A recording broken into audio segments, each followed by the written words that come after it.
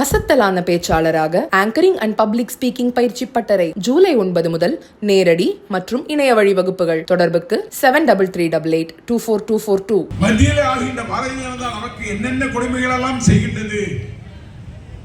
நம்முடைய 4 ஆண்டு கால ஆட்சி பொதுக்கூட்டத்தினுடைய முன்னிலை வைக்கின்ற இனிய சகோதரர்கள் இளையராஜா அவர்களை, சரவணகுமார் அவர்களை, ஜி ராமசாமி அவர்களை, சிவகுமார் அவர்களை சொல்ல வேண்டும் என்று சொன்னால், தமிழகத்தினுடைய முதலமைச்சராக நம்முடைய முதலமைச்சர் மரியாதைக்குரிய தளபதி அவர்கள் பொறுப்பேற்ற பின்பு தொடர்ந்து பல்வேறு நிகழ்வுகளை நடத்தியிருக்கிறார்கள். யாரும் ஒரு திட்டத்தை கொண்டு வந்தால் அந்த திட்டத்தின் மூலம் திட்டம் என்று வெளியே தெரிகின்ற வகையில் இருந்துவிட்டு மாயமாக மறைகின்ற நிலைகள் இல்லாமல், அந்த திட்டம் என்பது அடிப்படையாக அந்த மக்களுக்கு எந்தெந்த காலமும் உறுதுணையாக இருக்கின்ற வகையில் பல்வேறு திட்டங்களை தந்திருக்கின்றார்கள். அந்த திட்டம் காலங்காலம் அது மகளிராக இருந்தாலும் சரி, மாணவர்களாக இருந்தாலும் சரி, அதுபோல தொழிலாளர்களாக இருந்தாலும் சரி, அத்தனை பேரும் பயன்பெறுகின்ற வகையிலே திட்டங்களை தந்திருக்கின்ற முதலமைச்சர் நம்முடைய முதலமைச்சர் மரியாதைக்குரிய தளபதி அவர்கள்.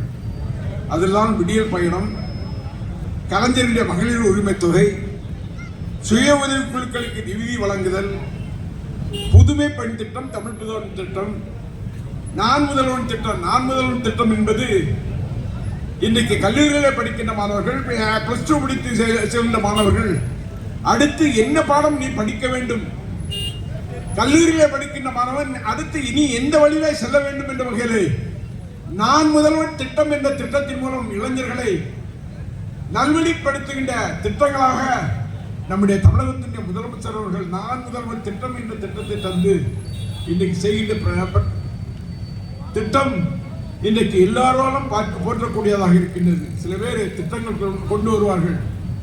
திட்டம் என்பது நலத்திட்டம் கொடுப்பது மட்டுமல்ல, இந்த திட்டம் என்பது காலங்காலம் அவனுடைய படிப்புக்கு உதவுகின்றது, அவனுடைய வாழ்க்கைக்கு உதவுகின்றது, அவன் வாழ்க்கை உயர்வதற்கு உதவுகின்றது. அப்படி பல்வேறு திட்டங்களை தந்திருக்கின்ற முதலமைச்சர் நம்முடைய முதலமைச்சர் அவர்கள்.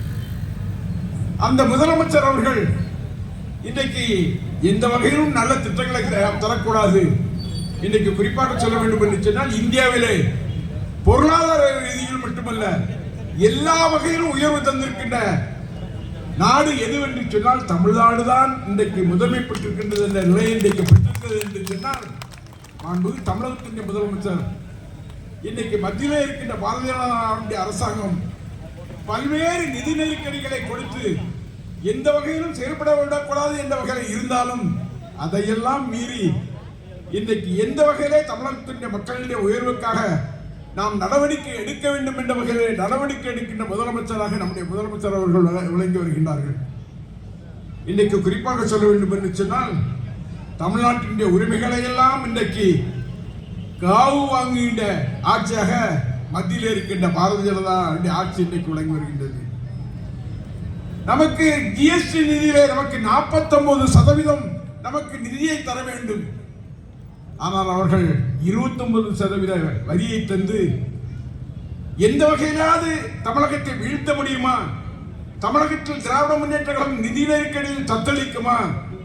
அவர்களை வேடிக்கை பார்க்கலாம் என்ற வகையிலே இன்றைக்கு மத்தியில் இருக்கின்ற அரசாங்கம், பாரதிய ஜனதாவுடைய அரசாங்கம் எல்லா வகையிலும் நமக்கு நெருக்கடி தருகின்ற வகையிலே இன்றைக்கு இருக்கின்றார்கள். குறிப்பாக சொல்ல வேண்டும் என்று சொன்னால், அடிப்படையாக நமக்கு கல்விக்கு தர வேண்டிய 2150 கோடி ரூபாயை நிறுத்தி வைத்துக் கொண்டு நீ மும்மொழி திட்டத்தை ஏற்றுக்கொண்டால்தான், புதிய கல்விக் கொள்கை திட்டத்தை ஏற்றுக்கொண்டால்தான் நான் அந்த பணத்தை தருகிறேன் என்று சொன்னால், நான் கேட்கின்றேன், மத்திய அரசாங்கத்தினுடைய பணம் இது உன்னுடைய அப்பனூற்று பணம் இல்லை. தமிழகத்தினுடைய மக்களினுடைய வரிப்பணமாக செல்கின்ற பணத்தை எங்களுக்கு பங்கு தொகை தர வேண்டிய பணத்தை தராமல் நீ அதை வைத்துக் கொண்டு இதை இழுத்துக்கொண்டு எப்படியாவது தமிழகத்தில் இருக்கின்ற மாணவர்களை முடக்க முடியுமா என்ற வகையிலே இன்னைக்கு நினைக்கின்றாய் என்று சொன்னால், அதெல்லாம் தமிழகத்தில் நடக்காது.